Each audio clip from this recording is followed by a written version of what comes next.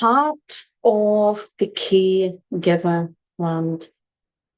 My name is Eileen Burns. I'm a soul empowerment coach. I'm also a spiritual business and spiritual marketing strategist. And today we're going to talk about basically what is behind the Caregiver brand, what is the key qualities of the Caregiver brand, the heart of the Caregiver brand, and in many ways also the power of the Caregiver brand. Every single individual and individual business is unique and it has its own energetic blueprint. And we have key traits that actually are really important to a certain audience and key values. And that's why certain people will buy from certain products and services because of the values or the values that are portrayed.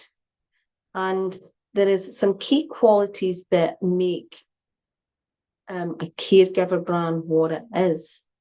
And many people can think, many therapists can automatically think that it's the caregiver brand that they are.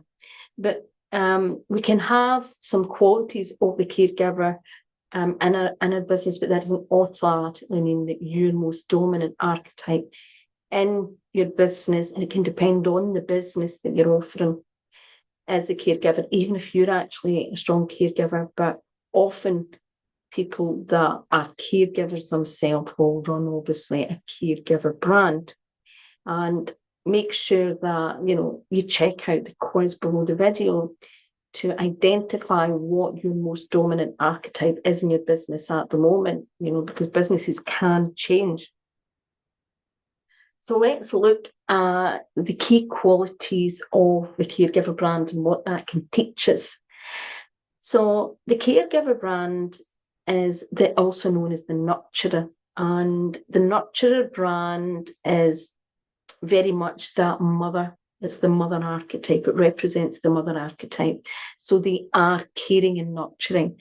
So this is why a lot of businesses that are maybe counselors and therapists actually do fall under the caregiver brand, because they naturally support an environment that's caring and nurturing. You also find that companies that maybe sell products for babies and really genuinely care that they're providing the right products. If you think about natural and organic baby products, they can be often caregiver brands because it's really important to them that the products are nurturing, caring, they're clean, they're safe. So that is really important. So that is a type of, businesses can be often have, selling those type of products and services. Also, one of the light streets is, that in many, they're very, very compassionate and a lot of empathy. And one of the things that I find is a lot of caregiver brands are actually empaths. So they tend to be, an empath tends to be very more acutely aware of people's needs and wants and weight and wounding. So they are motivated to help others and they create their business around that wounding. They want to make sure that they cater for their audience's needs and help them with some of their pain or problems that they would like solved. And someone that if a business, for example, is a holistic therapy business and it's very service related, for example, as in you're the person that is really important in that business, as in you're out front with the clients or the students or whatever. Obviously, it's really important then that your branding and your marketing represent that level of compassion and empathy. And this is where things like colours, fonts, words, images are all really important, and doing it in the right dose, because there's there's different levels of what we have. The romantic archetype can be very different in some aspects to what the caregiver, but they can maybe look to the unconscious eye or someone that doesn't understand, maybe not recognise the difference. And it's the same with the orphan archetype. But one of the things that is interesting about caregivers brands is that genuine caregiver brands is that they tend to be they're sometimes underestimated. And that's why they have to, there's some key things that they should do in their marketing and their business to make sure that people recognise the level of professionalism and how good their products are, because they can come across as very safe and warm and things like that, but sometimes they have to make sure people kind of see how good the products are, because it's like taking it almost, it's not just about the compassion and the caring, even though that's our biggest seller. You want to, in certain types of work, make sure that you show your dependability and you show other things, which I'll be talking about in a little minute. But one of the biggest things as well is that, and the one thing that makes the caregiver brand stand out from all the brands, because they often can have, quite a lot of compassion as well, is the caregiver brand is very generous. So the caregiver brand leads by the heart and does everything by the heart. But they're very generous with their clients, so it could be that they undercharge, or they're maybe generous with time, they're generous with their audience, maybe giving freebies, they're coming from a very giving heart. So their business is not motivated like a business. In many ways, they can run it like a hobby, which is obviously we've got to be really careful about that in relation that a hobby that's very costly, right? And it doesn't, they can end up having a loss than a gain because of the level of generosity. So that is something that comes with that archetype. So in business, you have to be very careful of that. And as I said, caregivers are one of the most clearest, the heart-based business, and it's very clear that they work from the heart and they're led by the heart. They lead by their emotions. They build their business around their emotions, and there are aspects of that that's really, positive, but also you have to have, the logic and the analytical aspect of business as well. They're very highly competent, and as I said, this is why they can be underestimated. Now, so one of the things is sometimes a caregiver brand can be seen as soft. This is one of the things most of my business brands were strongly caregiver. And one of the biggest things that can happen there is that generosity and that softness can override people being able to see your competence and your level of expertise and professionalism. So you may be the best in your field, the most qualified in your field, and the most whatever, but people are seeing the soft, nurturing, generous heart. They may expect you, to, it's almost like you have to own your value in your worth, because you can get devalued, like a mother many mothers don't get always, valued in the way that they should. They can get taken advantage of, underestimated, undervalued, that kind of thing. So this is where it's really important that you demonstrate you're highly competent, because one of the things that I see with caregiver brands is, and particularly, those that are run with caregiver archetypes, is many of these people are often overqualified in many ways, and sometimes what they do, and don't showcase their level of expertise, are not maximizing on that. So sometimes it's not till people work with them, they kind of very surprised at how competent they actually are and how much professional, and they tend to go that extra mile. They're also more patient in their business and their brand in relation to nurturing and building client trust, because they naturally like that. They tend to genuinely, it's almost like the agenda is very different. They don't have this agenda where a lot of businesses, it's just about money and it's just about getting your money, getting this, that. So there is another motivation, where their motivation is much more patient, because they are leading by the heart and they just want to help. So they're not trying to push people that are maybe not ready to buy. So they're more patient and they're more genuine. It comes across. is easier to trust, where other brands can be very impatient when they're building their business and their marketing, right? They're also very protective of what they do, what their audience is. And what I mean by protective is, if you think about a mother, it's very protective of her children, making sure that it's like safe, what we call safe and effective practice, doing everything by the book in respect to making sure that, you know, the client is going to get the best and is, you know, nothing's going to happen, that they are cared for in the best way and protected. So products and services, they'll tend to really test out the products and services. They're the type of person that if they go to a course, they'll do extra case studies, make sure that they're getting plenty experience. Their caregiver businesses and archetypes tend to take things a wee bit more seriously. And I know for me, safe and effective practice has always been one of my biggest motives.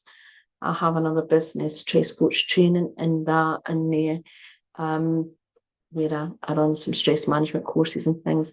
And I'm very, you know, to me, it's really important that I teach my students safe and effective practice, because the first thing is important to me is do no harm. So that gives you an example of values.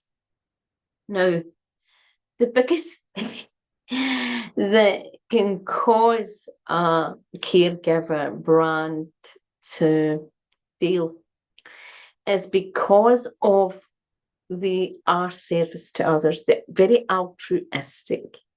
And of course, you want a holistic therapist, and, you know, if you're a healer or whatever, we all want to be, if we're going to someone, we want to know that they are service to others. They're not just service to self. But it's often so extreme, and that altruism is so extreme that they just want to help and be of service. And there's often a strong calling. You see this in a lot of light workers. We see this a lot in awakened light workers who are very intuitively led and very heart-based led, that they know that there's a deeper calling. It doesn't seem like a job, it's a vocation. So they just want to help, but it can cause problems. And I'll give you an example. So I had a client, a previous client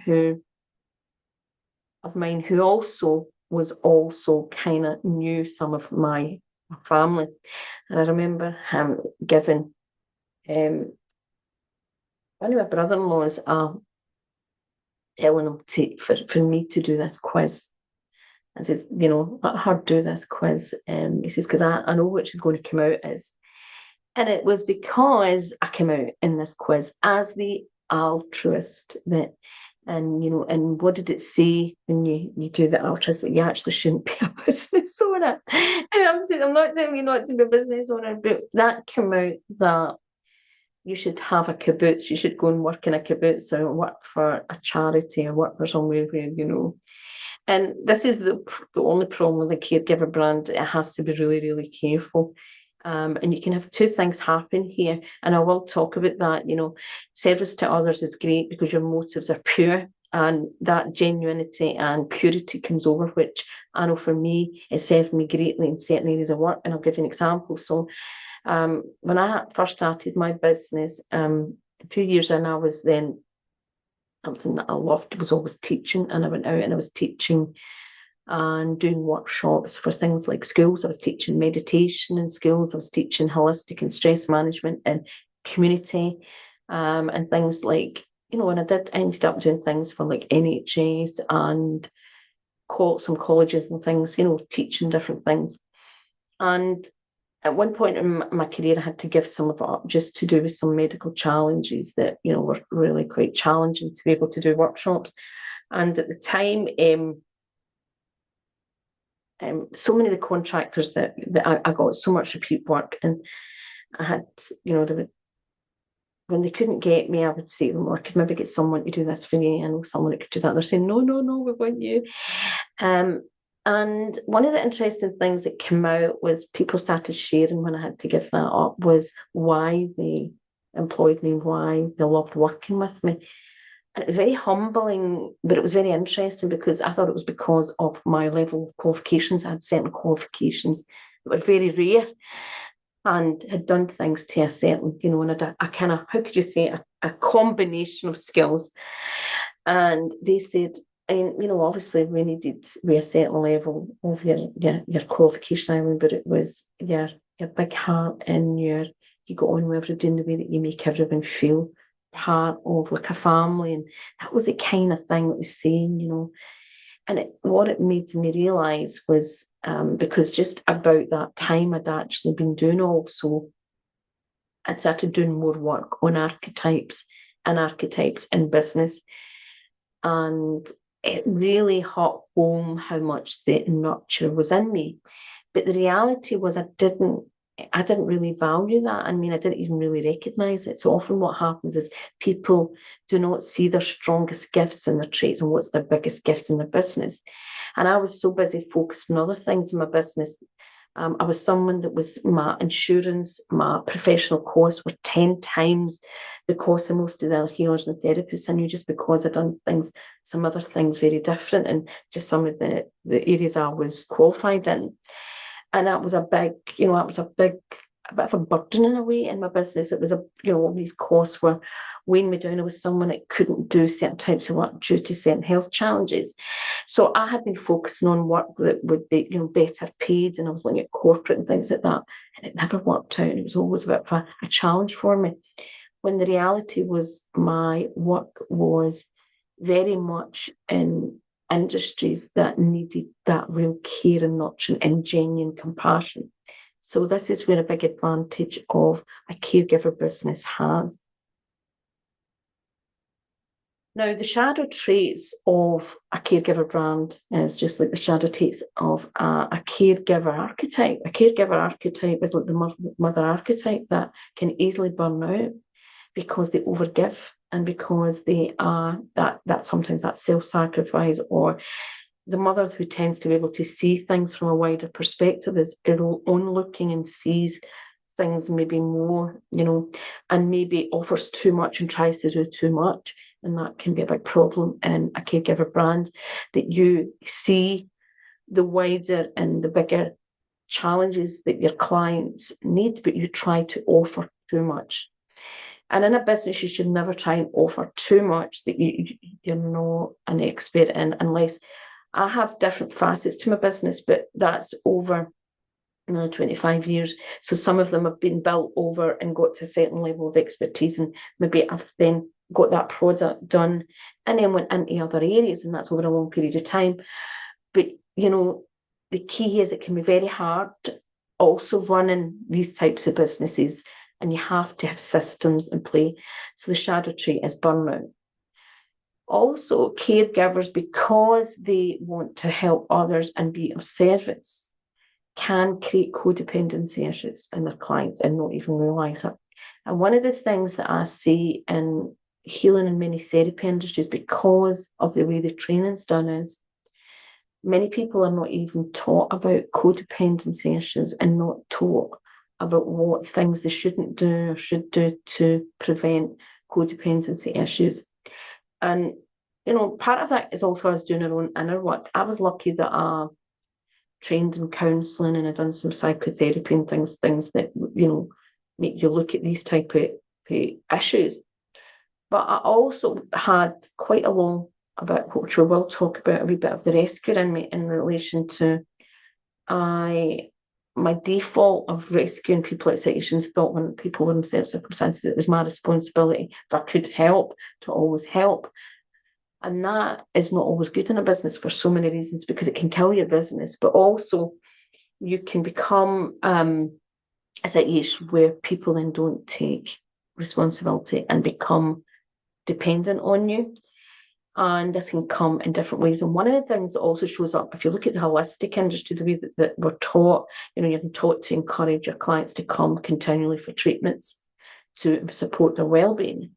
But it depends on how you're doing that, what you're doing that. If it's not about empowering them to actually take action in their own well-being and they're not making changes, you can be creating a situation where they're becoming dependent on you and they're not actually doing anything to change. And also one of the things that I was a victim of was people seeing me just as a cash cow. And it was convenient that, they would encourage me to come every week because I had a lot of serious health challenges when I was younger and a lot of complex challenges. But sometimes I was going to people that actually couldn't really help me that much. And I kept going because they kept saying that that's, what they were taught and told, that I would only make an improvement if I kept going. But these things were not the best things for me. So you have to really be careful that you don't create codependency issues, that you're actually creating more disempowerment. And you can also do it in your employees and contractors. That can come in, and that's a whole other thing that can happen. Caregivers can often be so generous again and want to just be protective of people, that sometimes there's an imbalance. I've seen this and I've done this in my business where I'm overprotective of maybe the people that I work with, and even if they're not doing the job right, the motherly part and the compassionate part overtakes, the empathy overtakes, and you don't make good decisions in business. You have people then not doing the work, not fully committed, and you're just coming from compassion and empathy, which, not good when you run a business. You also have to be able to take self-responsibility and recognise where in your business certain actions or inactions you're not taking responsibility. And sometimes we just don't see it, and it's the shadow elements within us. And I'll give you an example. There's lots of things that I wasn't assertive enough about in my business, and it was in relation to even to contractors and things, and other situations which are really challenging, or clients who were just taking the mick, or students taking the mick. And assertiveness has always been a big challenge of mine. But I remember a coach says to me, "When you need to get your big girl panties on, or the big, and she was more or less telling me, you need to kind of grow up, and you just have to, if you're in business, you have to deal with this. You have to face this."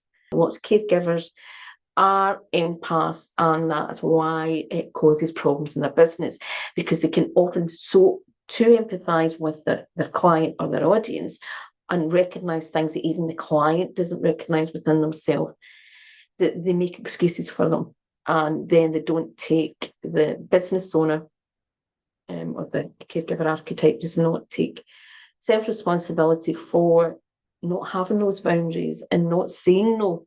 That's been a hard one for me. We all have our weaknesses, but I see a lot of caregiver brands and that can lead to other problems.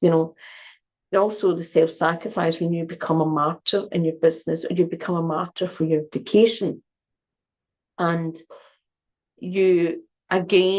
it's such a deep calling that you do self-sacrifice, which obviously is definitely not healthy in a business. And that overgiver, you become the overgiver to an unhealthy degree, that you are running it like a charity. But even charities don't give that amount. It becomes insane, where you're also attracting the people who just want the freebies, or they have a sense of entitlement, or they're stuck in their wounding, and they want to take every last drop, because that's the only problem with an overgiver, is they can attract then people that are like the psychic vampire, who want to take every drop off you. So it has to be really, really important that in your business and even in your marketing, you have clear boundaries and you're very clear who you're speaking to. Because if you focus on anyone in your marketing and your branding, you can end up attracting a lot of the wrong clients. That's also the rescuer, which I've talked about, the rescuer having, because we can have, for all sorts of reasons, rescuer traits in us. And sometimes you can see clients you offer, but you can also see something you can help them with. Again, the level of trying to split yourself too much or being the rescuer for your clients can create that codependency enabling, right? In any type of therapy and spiritual work, we're all about, empowering the person. So you have to be careful that you're not rescuing and helping them rescue themselves. There is a fine line of empowering and supporting people and rescuing them. So it's really, really important.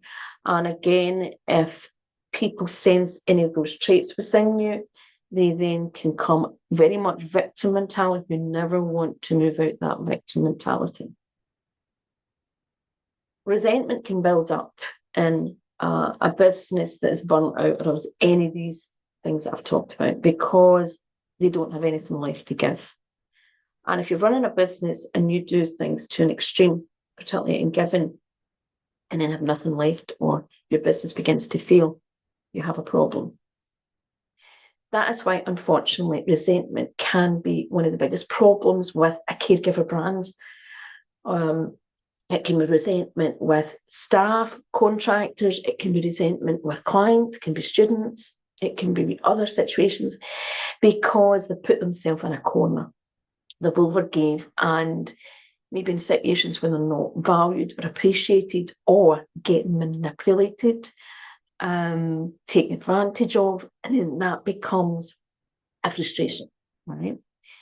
So part of that is also because of the self-neglecting. They're neglecting the self, neglecting what they need in their business, what their business needs, what's important for that business to remain healthy.